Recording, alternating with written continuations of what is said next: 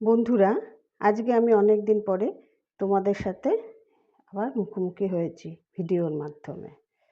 তা তোমরা ভিডিওতে দেখতেই পাচ্ছ বড়ি, এগুলো আর নতুন করে বলার কিছু অপেক্ষা রাখে না।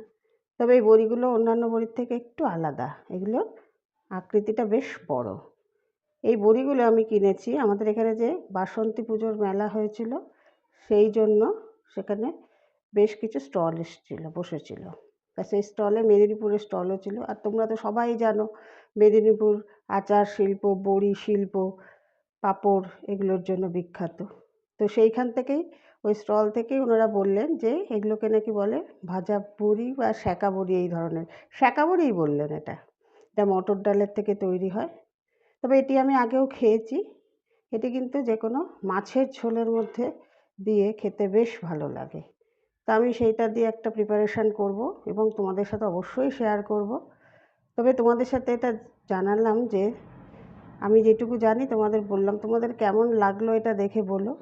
আর যদি ভিডিওটি ভালো লেগে থাকে তবে অবশ্যই একটি লাইক, শেয়ার ও সাবস্ক্রাইব করার অনুরোধ রইল। আমি কিন্তু আরও বেশি বেশি করে লাইক চাই, তবেই তো আমি উৎসাহিত হব, বলো। ঠিক আছে বন্ধুরা, ভালো থেকো সবাই।